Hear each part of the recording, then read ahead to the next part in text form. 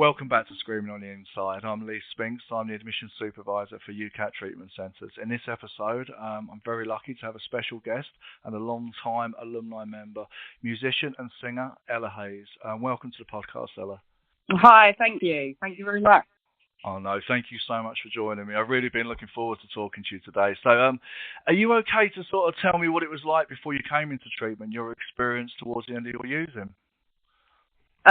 Yeah, sure. I mean, by the end, it was very, very lonely, very painful, and frightening. I was isolating, basically, drinking at home, using at home. I kind of moved out of my family home into it was like a house share, and it just gave me this kind of opportunity to do that, to be at home and drink. And oh, it was horrible, no sleep for nights, and just, yeah, horrible, lonely place to be.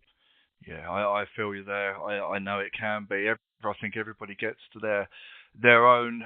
We call it, you hear it said rock bottom a lot, and I don't genuinely believe in my personal experience there's a definitive rock bottom. As you probably know, Ella, you think it can, that's it. It can't get any worse, and it turns out rock bottom has a trap door, and you just keep going down. I think people need to get to the stage where they're willing to change. For some people, it is like that. It can be when things externally aren't too bad, and for other people, it gets bad. But it's an internal job, isn't it? And do you think, can you sort of put your finger on one thing that was sort of the deciding factor of you deciding to seek help, or was it a combination of things? It was, hitting a rock bottom. I've, like you said, relapse is a part of my story, and every single time when I thought it couldn't get any worse, it did. And one day I was picked up from A&E. I'd become a bit of a regular at our local A&E, and it was a friend of the family. He was my taxi driver, and on the way home he told me about treatment centre in Halstead where I live, and he told my mum about it. They booked me in, and I really wanted it. I really wanted to change. I just didn't know how. Yeah. Yeah. And what was it like? So I think that's so strange. You was told by a taxi driver about, say it was Sanctuary Lodge, wasn't it? You was in. Yeah. You were told by a taxi driver about Sanctuary Lodge, and how was it when you first walked through them doors? It was scary, but once I was in there, it was just like this massive kind of sigh of relief, because, I suddenly felt safe and protected. And it was the first time that I'd ever suddenly been surrounded by people that got it and understood me and knew what I was going through. And it was just like this, I'm going to be all right. So, yeah. Yeah. I think when you describe the way it was for you before you come into treatment, and I identify with this, and most of the people I speak to at work as well, and meet during my own recovery as well, will get to that place of utter despair and loneliness where you don't know a way out. And did you see a way out when you were doing what you were doing, when you were drinking and using? Did you ever see? No. Could you foresee a future without it? No. No, most couldn't. People can't. Yeah, no, I couldn't imagine a life without drinking or using. It became my reality in the end. And when I was not using, and usually if I wasn't using it, it's because I couldn't get it. Reality was frightening. So I would use to escape, but obviously it's that vicious circle. It was sending me nuts, Yeah. Yeah, it's a bad place, isn't it? When you're using drugs and it's painful, and you're drinking and it's painful because it's causing you a lot of emotional pain. But it's even more frightening when you're clean and sober, and that's the place that's scary for most of us, and not seeing a way out. You walked in and you've done fantastic in your recovery. Now, obviously, I'm male, and my recovery would have been different to yours in certain aspects. I know we both subscribe to the same recovery program, and it works for anybody. But What are some of the unique hurdles that you faced, whether in recovery, but also in active addiction as a female? Um, sure. I don't really know how to answer that. I mean, when I went into Sanctuary Lodge, the turnover was quite weird. Like, it was mostly guys when I went in, and I Okay. think that I've always got on better with guys than I have women. At least I thought until I went into Sanctuary Lodge. And I met some amazing women in there. Yeah, I don't really know how to answer that, if I'm honest. No, I, it's difficult for me because I think that my problems were probably different to females when I came into recovery. Um, But all I do know is that, as you say, I've had the pleasure of watching you from a distance because I get to see you as part of alumni. I also get to Mm. look at your blog, and we will talk about that in a little while. And I've had the very great pleasure of listening to some of your music, and it's absolutely fantastic. We'll talk about that as well. So Nah, thank you. it is, I think, slightly different for females in terms of maybe they will have to behave differently in active addiction than they would usually. In recovery, I don't know. Obviously, I've not had the experience of what it's like on the female side of things, but I think it's quite interesting. You pointed out that you thought you got on better with males before you came into recovery. What about now in recovery? Because I know you do a lot of meetings. So, do you have a female support network around you now? Yeah, I have a really, really good support network. I've got I just think she's amazing. My sponsor, she really inspires me, and we gel, which I think is important when you pick a sponsor. It's someone that's going to be a massive part of your life. So for me, I wanted to pick someone that I got on with, and that they had something that I wanted. And she's not. I could have picked someone that had like 30 years recovery, but Yeah. actually, my sponsor's like 3 years in. So it's really good to. I watch her go through things, and it teaches me how to do the same. Because I'm coming up to 10 months now, which is amazing. I Congratulations. never ever thought in a million years I'd ever get a month, to be honest. So yeah, I'm really pleased. Yeah, I bet you are, and that's fantastic.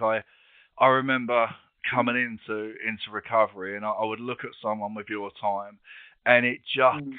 seemed like 10 months. Wow, how do you get 10 months? Because it was Yeah. alien to me. I couldn't go a day, let alone, and I see somebody like you with 10 months is amazing, Mm. and the relationship you have with your sponsor now. A lot of different people are going to be listening to this. So people from all different walks of life, and also people who are subscribed to different recovery models. So Yeah. I used to be staunch 12 step, and I am still in 12 step recovery, but I used to be staunch 12 step. It's the only way to recover, and I have to say that there are many different recovery models open to people that have fantastic results. But if we Yeah. are talking about your journey in 12 step, the relationship you have with your sponsor is very important, because Absolutely. although your sponsor won't keep you clean, the same as my sponsor doesn't keep me clean. I do take Yeah. guidance from my sponsor, and I think it's very important Hmm. that they do have something you want. Um, Yeah. yeah, it is a beautiful thing. My sponsor is one of the most happy, motivated guys, and I know he does what he asks me to do. So Mm. it's a good thing. Now, Yeah. um, I've heard you play music. Was you passionate about music when you were using and drinking? Not in the end, no. I mean, I've always loved music. My dad's a musician, so I kind of followed in his footsteps, and I grew up singing in pubs with him. But obviously, when I was younger and I wasn't drinking and using, I absolutely loved it, and I started writing at quite a young age. In the end, when I was doing my own gig in pubs and stuff, I could perform in front of hundreds of people, but in my head, it was just me and that drink and me and that drug, and I couldn't wait to finish and pick up my the money that I'd earned that night, pick it up, and I'd already spend it on the way home. So I just lost all interest in the end. You know, I didn't pick up my guitar, writing. Yeah, I just lost all of my passion really. But in recovery, I've got it back. It's lovely. It's it's one of the gifts, isn't it? You come alive again. Enjoy stuff you were doing before. Have you found have you found that there are new things that you've started doing that you never thought you'd be interested in?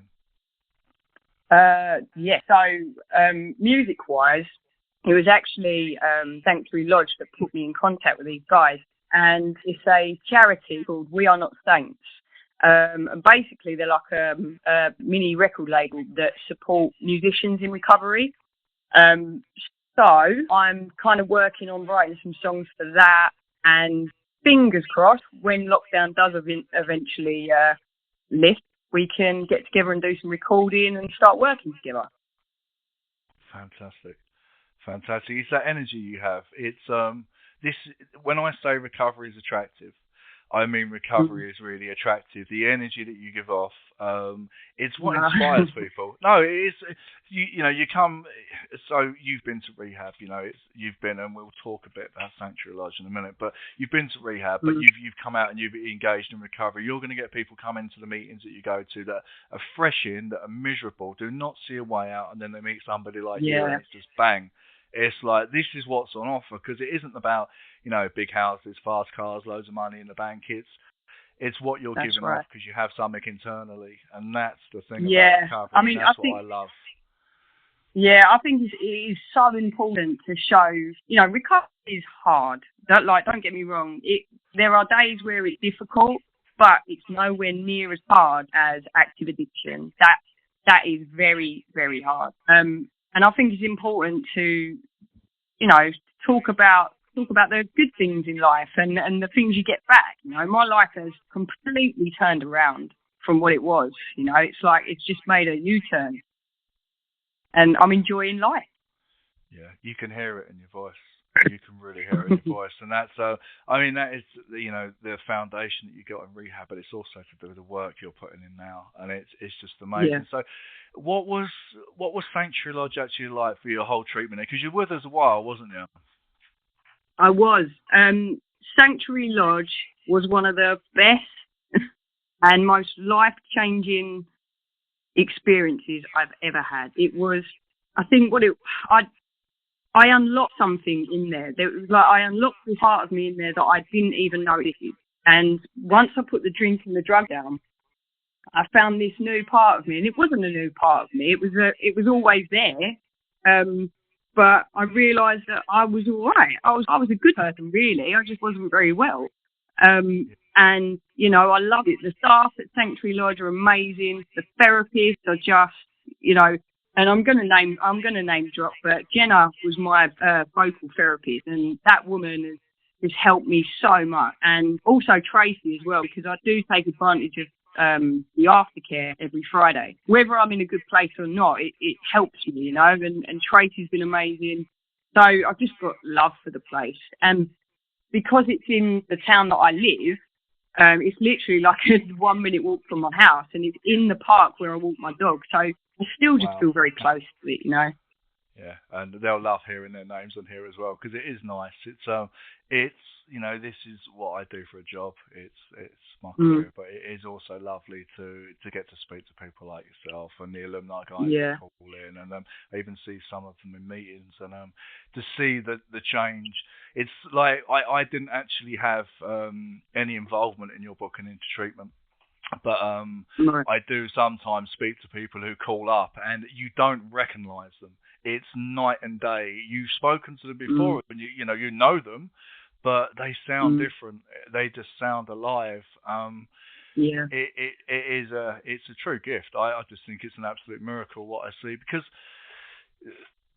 the person you are is the person you always could be because I think unless you've been in active addiction for any amount of time and you've managed to sort of come out the other side and really see yourself for what you are and also witness it in other people that you don't realize the good that can be inside. People who suffer with addiction, we tend Mm, to be, like yourself, very charismatic, very, very easy to talk to. You you have all of that inside that's just waiting there to be unlocked. But because people with Yeah. addiction problems, myself included, tend to be super sensitive. Mm. Myself, very, very self-centered as well in active addiction. I used to think it was me being sensitive. It's not. You're very, very self-centeredly. Yeah, And I'm using all the time to cover that up. That never gets a chance to actually come out and shine. And then I look that's at someone right. like yourself who is absolutely just beaming with confidence. It's so nice to see. No, I I think talking to somebody like yourself, we can talk and we can talk about all this good stuff, and it's absolutely fantastic. But I like hearing in meetings as well when, like you said, when you go to aftercare, sometimes you're not in a good space and you're talking about it, because Mhm. what that does there is that shows somebody like me and everybody else is, do you know what? I'm having a bad day. Things are not going Yeah, right. Just because you're clean and sober don't mean it's going to be roses all day. But I'm not that's using right. on it, and I'm doing the best to get through the day without causing harm to anyone or myself. And that again is a message of recovery right there. Yeah, I mean, I go up. It was only last week I had like a little rough patch where obviously we're in lockdown, and I mean everybody's fed up with it, and it's really challenging, especially in recovery, because you really have to sit with your feelings. And I did go through a bit of a rough patch, but I got through it without drinking and using. And every time I do that, I feel like I'm building resilience with it. And Yeah. and then I have to really pat myself on the back, say, "You go, girl, you got through it." Yeah, I know. Apparently, we grow through pain. I've said, Yeah, why can't I grow in the happy times? Why does it yeah. have to get And painful for me to grow? it's always when you don't want to hear it and someone says to you, "This too shall pass." And you're like, well, it's not sin, but it does. It does. Yes, this too shall pass, and a day at a time. And it's true. It's so, so true. I've asked someone, when you first come in and you're looking at the guys that are 5, 10, 20, 30 years, and they'll go up to them really, really intrigued by it and say, how have you got 30 years sober? And they'd look at you and they'd say, a day at a time, lad. And I think a day at a Yeah, time. yeah. But But that it's is it. That really is it. yeah, you've got best part of 10 months now, and you've only ever stayed clean right here and right now in the moment, and it's the same with me. I only ever stay clean today, and it is a day at a time. Now, Yeah. music, I know, is a massive part of your recovery and your life by the sound of it as well. So, are you able to? So, we're going to put a couple of your tracks onto this podcast. So, I know music has been a massive part of your life and your recovery. So, are you able to tell us a couple of songs that you've written since being in recovery and what they actually mean to you? Yeah. I've got two songs that are special to me that I've written. One of them is called Recovery, and Right. that's about recovery, and how and how my life has changed in recovery, and it's kind of about hope and letting people know that it gets better. The other song that I wrote is special to me is called White Line and White Lies. And that's kind of the other side. That's kind of about being in addiction and, the darkness and the sneakiness and the lying and stuff like that. But so they're both kind of different extremes, but very personal to me, and they mean a lot. And where did you come up with the ideas for these songs? I think I wrote White Lines and White Lies when I was in it. So it did kind of come to me. It's quite a moody song, but it does express what that felt like. And Recovery, I wrote when I came out of Sanctuary Lodge, and I was absolutely, just buzzing for life, because you start to feel good again, and you're healthy and you're looking good. So I was in a really good place when I wrote it. Yeah, yeah, and I expect it radiates that in the song as well. I hope so.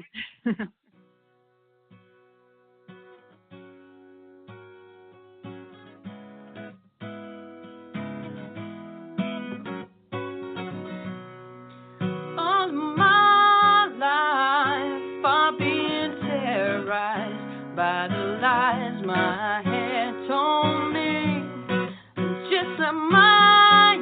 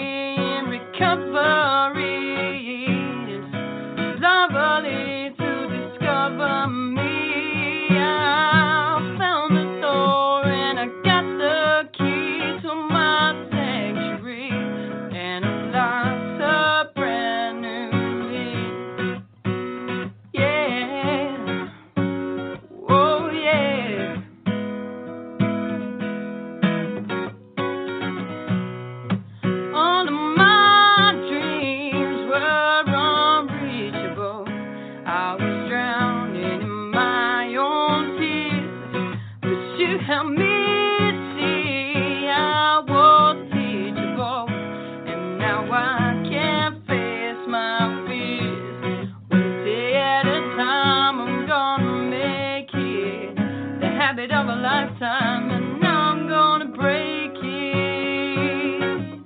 Whoa, cover me in recovery. It's lovely to discover me. I found the door and I got the key to my sanctuary, and unlocked a brand new me. One who believes that I can achieve what I want, and I'm gonna conquer it all.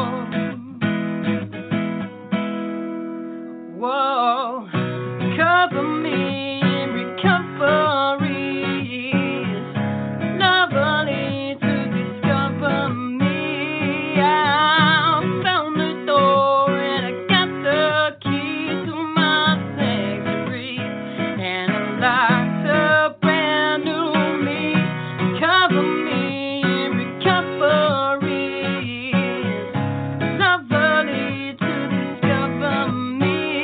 I found the door and I got the key to my sanctuary. Oh, my sanctuary.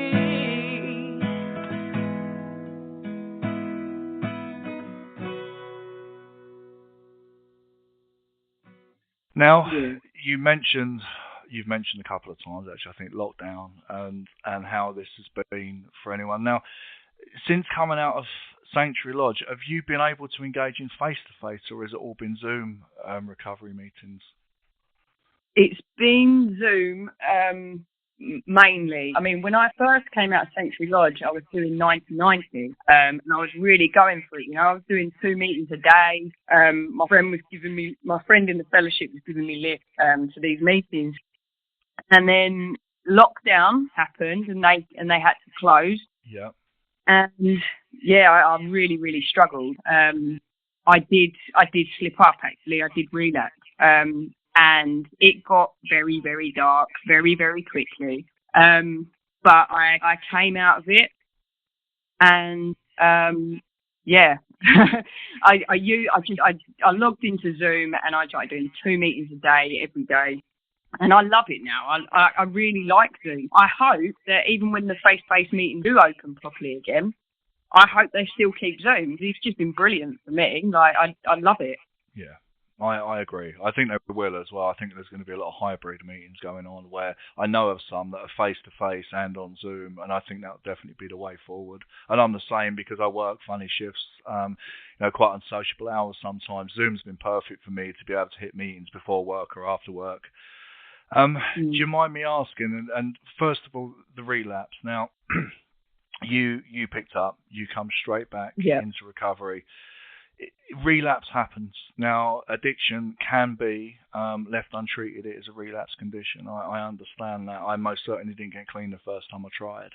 And it's very important, anyone listens to this, if you have relapsed or you are currently in relapse, not to beat yourself up about it, because that's only going to feed into the addiction, and you're going to use on it more. And you've done exactly the right thing. Is you relapsed, it couldn't be changed, but you come back in and got straight on with what you needed to do. But do you know why, if you're comfortable talking about it, that you actually picked up again? Do you know?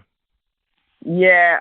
So basically, because all I was doing was going to meetings at the time, and you know what? I wasn't honest. Like, I was really scared when the meeting stopped. But instead of telling people about it, instead of saying, look, I'm scared, I'm struggling, I was telling people I was all right when I wasn't. And, if I'd have just been honest and opened up about it, I would save myself a lot of pain, because that really was my rock bottom. And I don't mind about it. You know, I lost everything, and I was sectioned for a little while.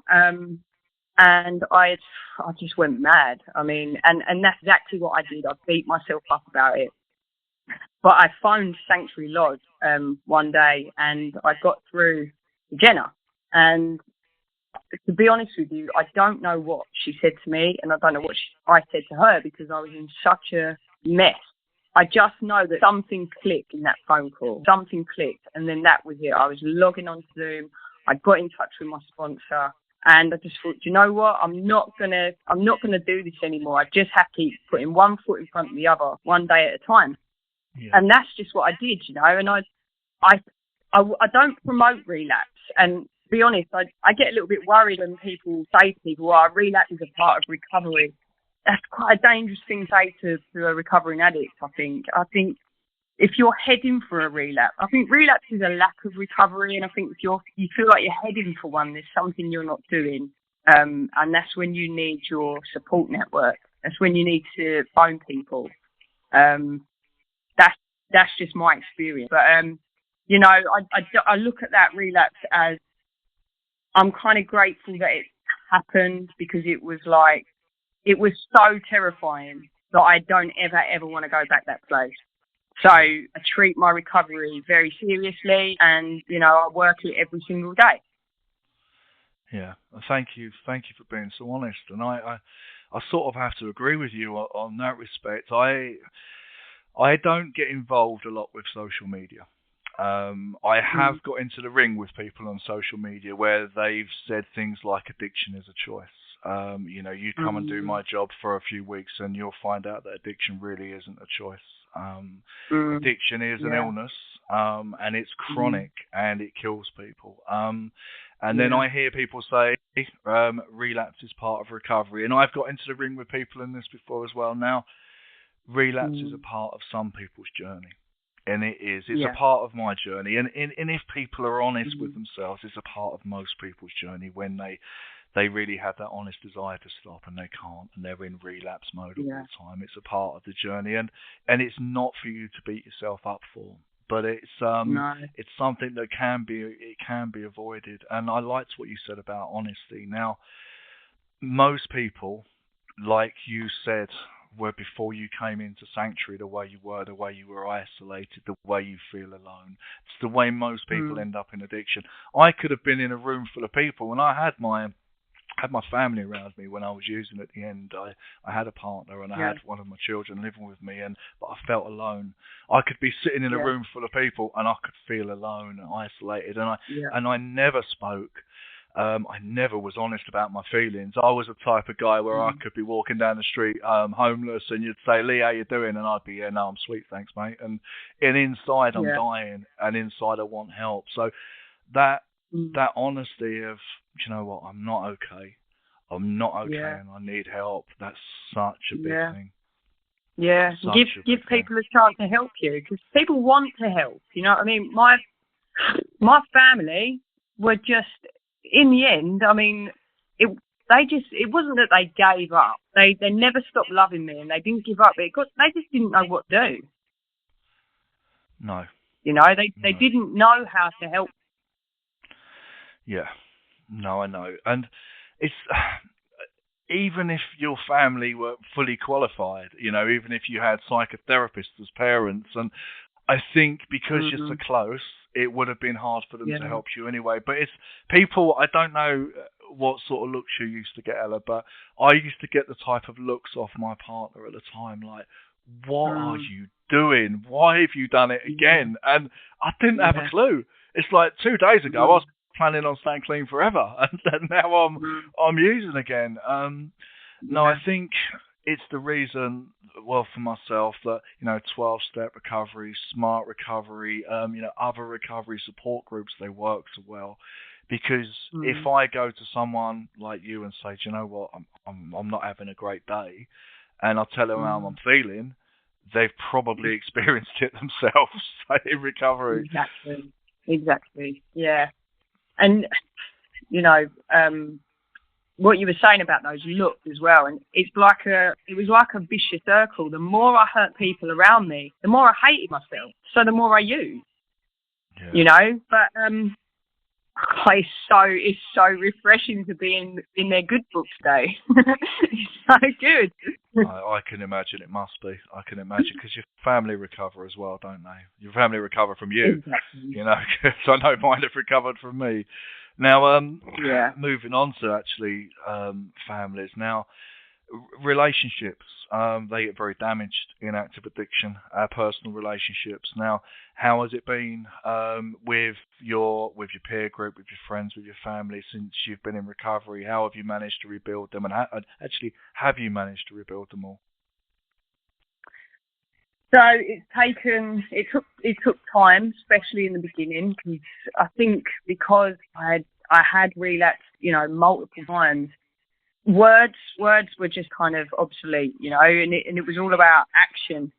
So, and the great thing about Zoom as well is, they know I'm in the next room on a meeting, so they know I'm putting the work in. And, I started working these 12 steps, and I felt, I think they saw the change in me before I did, but I can feel how I've grown. And, I've done step 9 and I'm still doing it.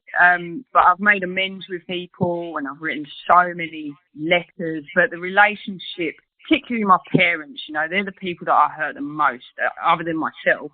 Our relationship is just wonderful today. I'm honest with them.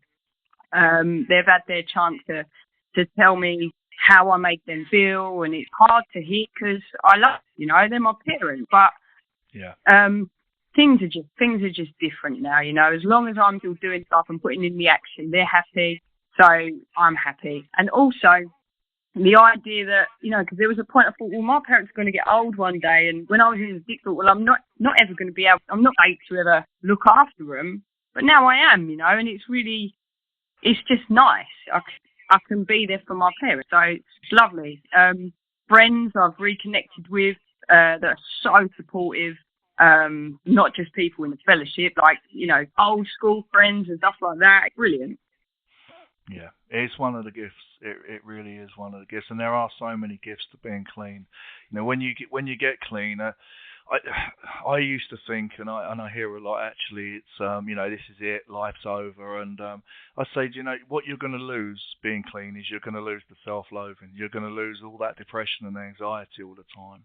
You're going to lose that part of your life, but you're going to gain so much. But I think you have to, like you, is it doesn't come, if I'm using, if I'm smoking or sniffing or whatever I'm doing to try and fix myself in active addiction, it's instant. It's literally click and I'm done. I'm all right. Now, recovery isn't like that, or it certainly wasn't like that for me. It took a while. It took a while to build myself up, to start feeling better about myself, to repair the damage. A lot of damage was done, and it takes a while. And I think that's important for people to realise as it gets better, it just takes a while. It really does. One of the greatest things I heard is somebody said, they said if I got clean, I'd feel better. I did feel better. I felt more depression, more anxiety, and more shame. And I thought that was great because it's true. It's absolutely true. You get your feelings back, which is great, but the worst bit is you get your feelings back. I know, and it takes a while, and it's another reason really why rehab, like for yourself and for myself, I've been in treatment before. It helps because you are separated from that for a while, and you have that support, but you can get that support elsewhere. But it just takes a while to build up, your self-esteem and self-worth again, and a lot of work to keep it going. Yeah. Now, we've recently had Valentine's Day, a big thing for a lot of people. I was very dysfunctional in active addiction. So what has it been like for you getting since being clean, dating in recovery and all that? How's it felt? Have you dated in recovery? No, I steered absolutely clear of that, to be honest. It was suggested that in your first year you don't try and date anyone new, and I've just kind of took that on board, and I've just been focusing on me, learning to love myself before I can love someone else, basically. So yeah, who knows what the future holds? But at the moment, it's all about me. And that's a good thing. That's a really good thing. I was in a long-term relationship when I got clean, and it actually didn't survive recovery. It's strange, isn't it? It was quite a dysfunctional relationship, but it ended probably. well, it ended very amicably because she is, the mother of my daughter, and I still have Right. I have a fantastic relationship with my daughter, and I get on well with her mother as well. We have to keep it amicable. But I did start dating, and it was the weirdest thing doing it without a drink or a drug, because I'd never done it without a drink or a drug. I'd used since the age of 13, and I met a lady who is now my wife, and on our first date, I really liked her, and she said to me on the first date, "Do you want a drink?" And I said, "No, I'm driving, so I won't have a drink." And I thought about it, and I thought, you know what? You really, really like this girl. You're going to have to tell her. You're going to have to. So I met her the next couple of nights later, and I said, "Look, I used to have a problem with alcohol. And I don't drink anymore. But the way I had built it up in my mind, when I said I've got something to tell you, she actually thought I was going to say I'm married or something else terrible. And I said, look, I don't drink. And she just looked at me. She went, "Oh, okay." And it's actually quite nice because we always have a designated driver, me. I'm always there and available. And so there you go. It's quite good. But what you said about loving yourself, and I do like that, because if you can't love yourself, you cannot show love to anybody else. You can't. Exactly. I don't care what you say. And if you need to be in a relationship to fix yourself, in terms of you need that other person to validate who you are, then there's it's only going to be dysfunctional. And you will always need that person's validation. But once you can love yourself, and a year, recommended a year. Yeah, I've heard it said. It's a good amount of time to get to know yourself and love yourself. But once you can, you're able to form healthy relationships, whether they're friendships or whether they turn into something more. It really, it can be a beautiful thing, and it's a nice journey to be on. Yeah. We're now 11 months into a global pandemic, and pretty much that whole time we've been in lockdown. What has it that's helped you most, or what is it that's helped you most through this entire time? Routine, firstly. So I kind of got the idea that I was going to mimic day at St. Lodge at first, Okay. So even though I'm not working, so even though I've got nowhere to go and nowhere to be, I make sure I get up at a reasonable time. I do my meditation. I send my gratitude list to my sponsor. And even if I'm not going anywhere, I make sure I jump in that shower, look presentable for my meeting. I do a meeting every morning at 11 o'clock, which it's not really a proper fellowship meeting. It's kind of like a process. In Sanctuary Lodge, you have a process group in the morning, and it's literally just to upload and talk about how you're feeling that day. Yep. So I use that. Just routine. I think with lockdown, days are very samey, but if you just get it in your head to do the next best thing. The mornings where I don't feel like getting up, I just do baby steps, and I do my meditation. I think, well, I've done that. So now I'll send my gratitude list, and right, I've done that. So now, and it just really helps to start the day off well. And if I want to, I can spend the rest of the day in bed watching Netflix, as long as I've achieved something for that morning. I treat lockdown like I treat my recovery, one day at a time. That's it. That's all I can do. Obviously, I've got my guitar. I can set up, and I can sort of get lost in that. Music is like therapy to me, so I can do that. And go for walks. That's about it, really. Make sure I'm eating breakfast, lunch, dinner. That's all important. So, yeah. One day at a time. Fantastic. I was going to sort of add stuff to that, Ella, but I literally cannot think of anything else to add. That's fantastic. So I know you're a part of, you're active. You have a blog, don't you? Is that still active? Are you getting that up and going?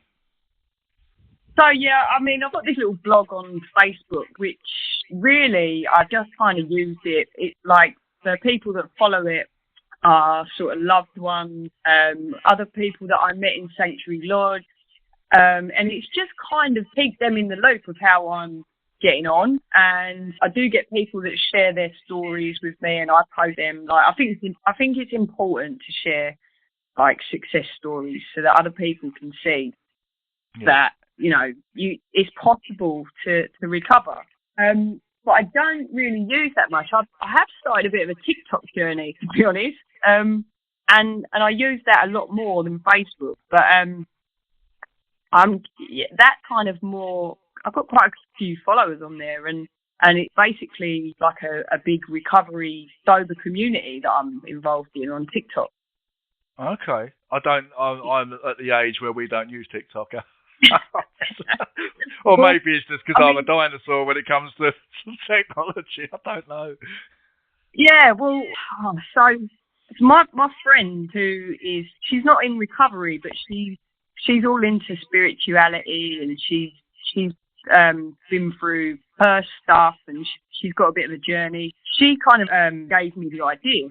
Yeah. And basically, I did this TikTok video, and they're only like 60-minute clips, and it was just a quick bit about me, what happened to me, and where I am now. But it had a picture of me like at my rock bottom, and then what I look like now. Obviously, I look a lot healthier. Yeah. And I posted it at night, and when I woke up in the morning, it had 80,000 views. And wow, I suddenly had all these I suddenly had all these followers. So, you know, some of it is a bit kind of hard hitting and personal, but also I post quite a lot of sort of funny things on there, you know, show that recovery is not all doom and gloom, and it's actually quite beautiful. Yeah, it is, and it's important to remember that it's not all doom and gloom. If it was, actually, if it was, I genuinely mean this. If my life today wasn't remarkably better than it was when I was drinking and using, I would drink and use again. I would. Yeah. Why wouldn't I? I drank and used for a very, very long time. And how do you feel about social media as a platform for recovery and support? I think it's great. I think if you want to recover out loud, then good for you. Because, you know, I needed to see people get well, believe that it was possible. Yeah. And I have had so much support. You know, you get the odd nasty comment, but I don't take any notice of it. There's so much support on there, and, you know, everybody's kind of rooting for each other. And I've just made some of the most amazing friends in recovery, friends for life. And yeah, it's just I think if you've got the courage to do it, then do it, and don't let anybody put you down either. No, definitely not. It isn't a weakness. Some of the strongest people I know in my life are in recovery, and I've seen people like yourself actually succeed beyond probably anyone's expectations because they've got clean and they're enjoying life. And you know what? Appreciating life. When when I speak to people who don't understand addiction and don't know where I've been, and I'll speak to them about gratitude for my life, or I looked at a sunset on holiday and I said to my wife, I said, it's just amazing. There was greens and there was purples and oranges and reds, and it was coming up over the mountain. And she looked at it and she said, it's a sunset. And I said, yeah, but it's beautiful. And it's just like, what a gift. It really is. To have that appreciation for life and recovering loudly. I recovered loudly so other people don't die silently, and I love it. Exactly. I'm very open. I mean, on social media, on my Facebook page I'm continuously posting about recovery. My personal Facebook page is posting about, you know, my milestones, and I'm always available to help people. I know that you either are in 12-step or you very soon will be, actually, through personal sponsorship and like through just service at meetings and things, and giving yourself so that other people can recover as a part of what we do. You know, it is the most beautiful. I mean, exactly. And when I was in active addiction, I used Facebook. So I had a very public kind of breakdown, really, you know, so I'm going to have a public recovery too. Yes. That's cool. I like that. I'm actually very grateful I didn't really have Facebook when I was in active addiction. I was terrible. I can't couldn't look even at imagine. my, on Facebook you get like your memories, what you said like a year ago. I cannot look at it. I just, no, can't look at it. It's so cringy. Yeah, it is. But you know what? You don't have to live that life anymore. And I believe myself, a day at a time, that it can be permanent. I was told that if I followed the suggestions, obviously I go to 12-step meetings, if I follow the suggestions, the obsession to drink and use, which will drive me back out there to do it, will never come back again. And every day is not easy. I have, a job, as I said, where I work. It can be quite a full-on job. We deal with a lot of people every day, and it can be quite hard to do that and also do recovery. But as long as my recovery comes first, which it certainly comes before my job, but it comes before my wife, it comes before my children, comes before everything else in my life, because if it doesn't, then I don't have a job, I don't have a wife, and I don't have my children. Yeah. So this comes first, nothing else suffers. Exactly. It really doesn't.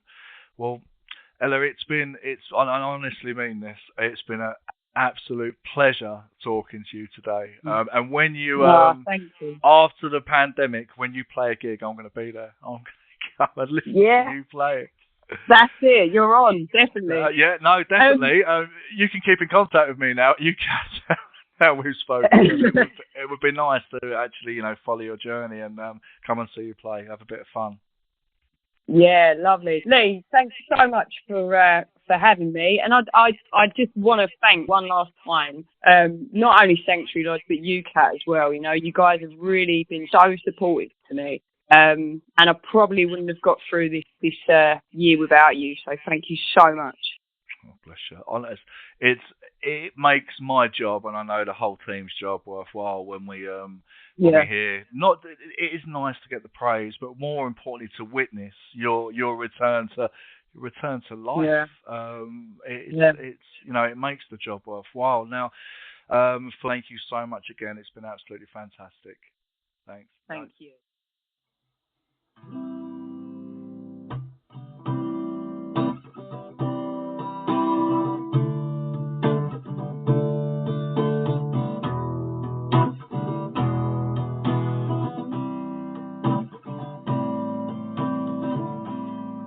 Nobody told me that Charlie was here, yeah.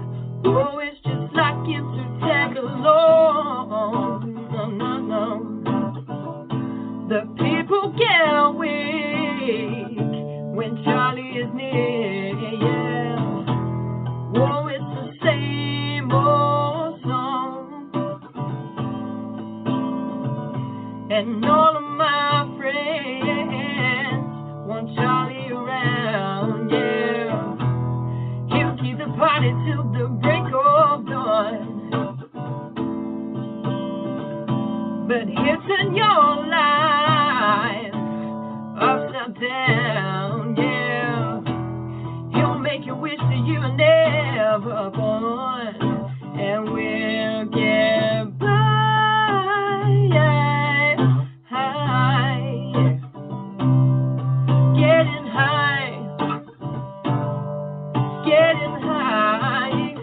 telling a white lies. Oh, won't you read between the lines? 'Cause you know you can't deny those white lies.